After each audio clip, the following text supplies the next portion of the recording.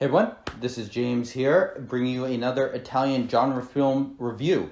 So I appreciate all the comments and stuff. I apologize for the delay there. It's been a couple months since I released a video. Going to try to be a little bit more consistent about releasing videos in the future, shooting for maybe 2 a month or so, maybe one review and one something else. So again, I appreciate all the comments, all the wonderful people. It's just great to connect with people over kind of niche hobbies and things like that. So I really enjoy all the feedback. I've gotten some great recommendations and stuff that I've already checked out over the time. And just, yeah, so I just really appreciate that. So if you do like this video, please do like it and comment below. Just great to hear from different people. So without you guys, I probably wouldn't even be doing more videos. I kind of wanted to just start this channel, see what happened with it. But, you know, I've gotten some nice feedback and stuff like that. So I do really appreciate that. So thank you all. Today I'm going to be talking about a Poliziotteschi film by a director not really known for Italian Poliziotteschi's and Eurocrimes. It's a very late one, and we are talking about Lucio Fulci's Contraband from 1980. This was recently released for the first time, I think, on Blu-ray, at least here in the US, by Cauldron Films. I did not watch that release. I watched this on TV, so it is available for free as well. But I hear that it is a great looking thing, and I know that they do great work over at Cauldron. So check that out if you are someone that is very into physical media and just wants to see this film in the best quality that is available. But yeah, this is a film that I think is really underrated, and I think a lot of that is just because it's difficult to know when to place the film. Fulci, unlike Argento, but maybe similar to Mario Bava or Sergio Martino, the other kind of masters of giallo, really did work in a lot of genres. And it's interesting because he really became known for that kind of like later zombie and afterwards kind of horror period, where he kind of had like this maybe 5-year run from 1979 to 1984, starting with Zombie, going through the Gates of Hell trilogy, and then like other films like Manhattan Baby. And that's really what he's most well known for. So I think he's really known for a horror director. But, you know, he's quite good at these other films. His Westerns are very good in general. Four of the Apocalypse, in particular, I think is a big standout for him. He also has one with Franco Nero and George Hilton, Massacre Time. That one's a fun one, too. Of course, I don't think he quite ever ascends to the levels of the three Sergios in the Westerns, but he definitely makes some well above average ones that I think are well worth checking out. For the Apocalypse in particular, that's one of those like ones that's just really, really offbeat and doing some interesting stuff in a way that I could see that totally creeping into people's like top 7 or 10 spaghetti westerns out there, depending on if you kind of agree with it, with its kind of sensibilities or not. And this is kind of the lone Poliziotteschi that he did, so really difficult to place just in terms of that. And then, of course, is Jolly. And I think he's, you know, while he is considered to be one of the best at making Jolly, people usually do mention him under certainly Argento. And I think in many ways, his Jolly are really good, and I personally put them up there right with things like his Gates of Hell trilogy and stuff in terms of like just kind of the pantheon, the things that, you know, you would put on Fulci's like Hall of Fame plaque or like on his gravestone or whatever. In my opinion, 3 of them are absolutely essential: canonical, Giallos, Don't Torture Duckling, Psychic, and New York Ripper. And I think a lot of people would put Lizard in a Woman's Skin there. And I think the other 3 are also really good too. Perversion Story, Lizard in a Woman's Skin, and Murder Rock, which is, you know, just a lot of fun. And so what's really interesting about this film is it comes right in peak Fulci period. And so I think there's a lot of that you can certainly see in here. You know, before Zombie and the Gates of Hell trilogy, he didn't really have that reputation of being kind of the gore godfather that we know him as now. And so, but here, he's already directed Zombie. He's about to direct City of the Living Dead. So it's right there in that central period. So I think that makes it particularly interesting, especially to come back. This is actually the first Fulci film that I did watch, right when I was getting into Poliziotteschi's, because I got into Poliziotteschi's before Gialli. So I was like, oh, who's this Lucio Fulci guy? So it's interesting to come back here and just have a little bit more context built around his career. And so if you're someone like me that kind of maybe saw this film blind, maybe a couple of years ago or 10 years ago or something like that, now's a great time to come back if you are now familiar with kind of the Fulci work and what he is just really known for too. So yeah, this is also I think important to mention. Just a really really late Poliziotteschi too. That genre really kind of ran through the 70s, and by 1980 it was kind of more or less over. So as sort of the genre evolved and stuff like that, people tended to push sort of the limits of good taste, not unlike Jolly and stuff like that, where you are having like more extreme violence and just more graphic things going on. In that sense, it lines up kind of perfectly with where Lucio Fulci was at that time too. All right, so a quick synopsis of Contraband. Cigarette smugglers in Naples run into problems with cocaine operations being set up by a rival smuggler. All right, well, there you have it.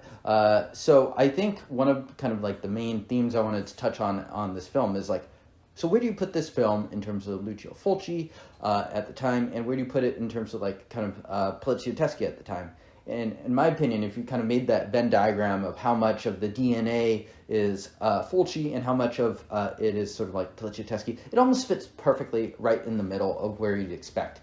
It is very much a Lucio Fulci film, if you look out for that. There is a lot of graphic violence. This film has an incredible cruel streak, which personally I am a fan of, and it has some of like the probably the cruelest kills in Poliziotteschi's, and some extremely memorable ones too. But it's still very very much a Poliziotteschi. The main story is focused on crime in Naples. It doesn't really get too much more of kind of like that Eurocrime than that. In terms of kind of like Poliziotteschi's, it's like two things that I absolutely love about a lot of them are kind of the settings and the score. And this film nails both of them, in my opinion. Fabio Frizzi did the score right in that period, too, where he had done Zombie. He would go on to work with Fulci on City of the Living Dead and The Beyond. I think someone else actually did the score for House by the Cemetery, but kind of right in that really, really fruitful time. Post-Psychic 2, which is another Frizzi score that I'm a big fan of. And it also has a great location. Naples, for me, I think more than like a jolly location, is a really, really good, really good Poliziotteschi location. And it is used several times. Another favorite of mine is Umberto and Lindsay's Violent Naples from a few years before. And it just has like really, really strong Mediterranean vibes. It's like known for kind of like its grimy underside in terms of like cigarette smuggling and stuff like that. And so it just has a very, very kind of Italian feel to that. Earlier this year, I was lucky enough to travel to Marseille, and I was instantly reminded of some of these Italian crime films. And for me, at least, and I don't know how accurate or whatever this is, but I've always kind of seen Naples as sort of like the Italian answer to something like Marseille. And Marseille, with Marseille in particular, it's hard not to see sort of the connections with that and the French connection, which is probably, along with Dirty Harry, one of sort of the chief influences of the Italian Eurocrime Poliziotteschi genre. And that one just has, whenever they go to France, we have basically Fernando Rey, yes, kind of wandering around Marseille, occasionally with Marcel Bozuvi, who really made a great living here in Italy after French Connection came out, appearing in all kinds of Eurocrime films during that time. He's always great. Sometimes he's the good guy, sometimes he's the bad guy. And here he plays an especially bad guy named Marcellesi in the probably okay English dubbing that we have going on. And so he plays a really, really nasty villain that kind of comes in halfway through, and he's just incredibly cruel and stuff like that. And Bozufi is just, he's just got one of those Eurocrime faces that's just super well suited towards this. So I do really enjoy it here. The Frizzi score is just really upbeat. It's catchy as hell. That this is one of the scores that lives. It definitely feels 70s, but it also starting to feel like a little bit more in the 80s and stuff like that. So it kind of is just perfect of its time. Is it overused? Yes, but personally, I wouldn't reduce it at all. It's just one of those great Italian scores of the time. It probably wouldn't be good if they added like one other beat or something like that to it, but I really don't mind. And if you are someone that likes Italian genre films, I don't think you would mind either. So another interesting thing about this film, actual smugglers became involved in this. I think they ran out of money at some point, so there's actually some famous Naples crime boss. I guess, at the time, who has his own Wikipedia page that somehow got involved in this. So kind of an interesting thing of the time there. In terms of plot and whatnot, it's fairly run-of-the-mill Italian genre film thing going on, just like a very kind of standard plot line that's like just a nice sort of device that we can sort of build things off of. I like that these films are kind of unabashedly B-movies. I don't think this film's trying to do anything crazy with the plot. One thing that I do think is kind of interesting is like you can see stuff like the French Connection influence all over a lot of these films.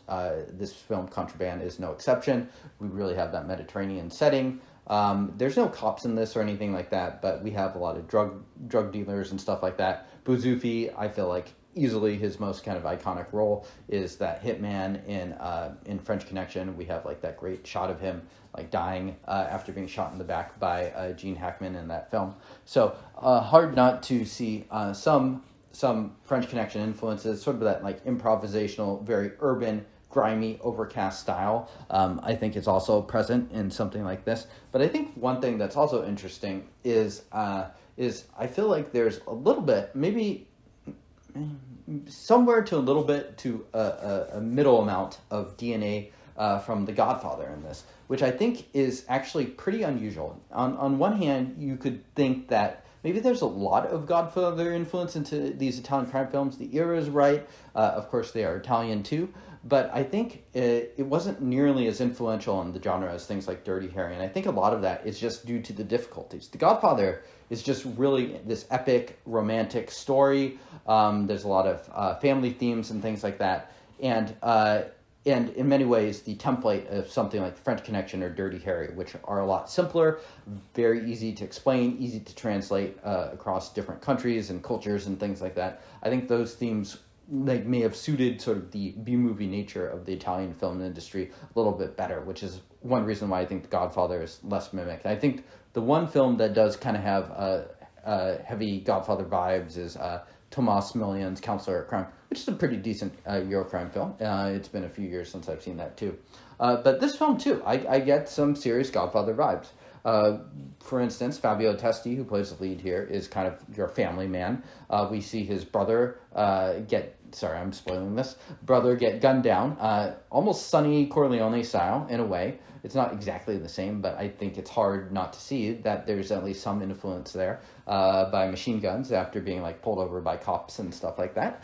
And there's even like a montage mid-film where people are getting knocked off Godfather style in really, really creative fashions. I think the one image that people are going to always remember about this film, and is the one thing that I really remembered coming into this film, and I was just looking out for this scene, is one where a guy gets a gun pointed right into his mouth at the racetrack, and just the whole back of his head gets blown off. And it's the perfect kind of confluence or perfect intersection of you get this super graphic Fulci imagery going on here with a very, very Eurocrime Poliziotteschi setting. Another thing from The Godfather 2 is you sort of have these outsiders and stuff wanting to push things further up from kind of cigarette smuggling to harder drugs and things like that. So the film, sort of like the original Godfather, kind of explores the different ethics and things like that there. So I think, while it's certainly not a Godfather remake or something like that, I do think there are definitely some influences there on kind of the plot and some of the things that they choose to go there. Fabio Testi plays the lead. It's hard to believe I have not mentioned him yet. Definitely one of those classic Eurocrime jolly leads of the time. I personally think he's probably best suited to the Eurocrime just because he's a very kind of physical presence. He's definitely he got his start, I believe, as a stuntman. So he's usually pretty good at kind of like the physical stunts and stuff like that as far as that goes. And I think what's funny to me and kind of interesting about this film is that Fulci just puts him through the ringer in many ways, in a way that almost defies kind of your genre conventions of him being kind of like this massive hero and stuff like that. He just gets beaten up. His whole family gets destroyed. This film is just very, very nasty and violent and cruel. If you are not a stranger to the Eurocrime of the later years, you'll probably be fairly familiar with that. But this film even pushes the limits there too. And then the other interesting thing is, like, even under those circumstances, usually what they'll have happen at the end is that they'll sort of have like this redeeming arc of the character. And so, like something like Fulci will come in and he'll save the day at the end.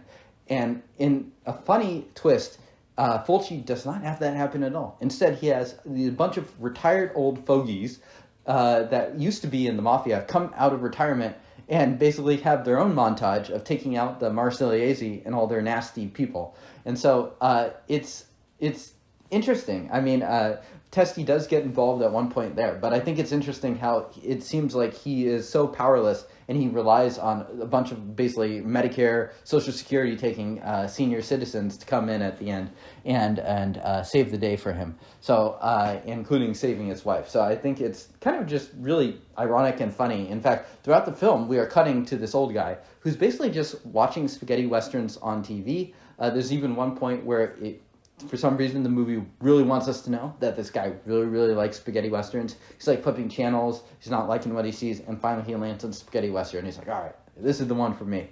And so, I can hardly blame the guy. I like spaghetti westerns too. But it's just funny that the film would establish such a thing there. And then at the end, we finally see how this guy ties in, where he finally is like, all right, I got to take care of business. And he just basically, in the span of 4 or 5 minutes, him and a bunch of other people, including a great Fulci cameo, basically mow down all of the villains of the film and the Marsigliese's gang. So in that sense, it's kind of funny. And in that sense, too, this film is a little unique in the sense that it does have sort of these 3 storylines going, kind of your A storyline with Fabio Testi, kind of the back and forth between the local gangs of Naples, as well as kind of the outsiders from Marseille. And we have of course, the old man, which I was just talking about, watching the westerns, who kind of comes in at the end. And the third storyline, and I think here is where we see Fulci and, a lot of his distrust of authority. I think he's gotten himself into trouble throughout the years. I think probably most famously in Don't Torture a Duckling, where which was like just a very controversial film due to its depictions of the Catholic Church in Italy. But in this film, we kind of see sort of some of his like anti-authority instincts that, I think if you look out for it, you can really see it in a lot of his films, the way he questions different power structures and things like that. We basically have the cops who play a very similar role here as they do to Caliber 9, which is to say they don't really play a role at all. They are more spectators, and they're kind of an audience lens where we hear them talking and commentating on different things, almost like they're like narrating a sports game. And it's like, oh, would this be good? This be good? And so it's interesting in the sense that they're just very aloof from it, and it's clear that they don't have... they're incapable of stopping kind of like this wave of violence, and they just kind of have to let it happen. And so in that sense, if we're to take that as sort of commentary, it's very, very cynical in that sense. But yeah, there's a lot to this film. I think this is definitely one of those Eurocrime films that I'll probably be watching once every 5 to 10 years, just because it's a good time. You can watch it as Fulci film. You can watch it as a Eurocrime Poliziotteschi film. I will warn people that this is definitely on the violent end, but, Italian genre films... we're definitely pushing limits at this time. So if you watch Poliziotteschi's or Jolly, you're probably more or less familiar with kind of the limits that it will go into, or Fulci for that matter. Who won? Definitely going to give it to Lucio Fulci. I don't know if this is like top tiered Fulci, but I think it's just beneath it. I would say the same for Poliziotteschi. This probably isn't making my top 5 or top 7, but if I expand that list just a little bit even, maybe top 15, something like that, I could easily see this slotting in there. And rating-wise, 8 out of 10. Damn solid film, a lot of fun, assuming you can get kind of by the cruelty and stuff like that. But yeah, it's absolutely worth checking out. So thank you all for tuning in. Let me know how you like this video, and I will see you all next time.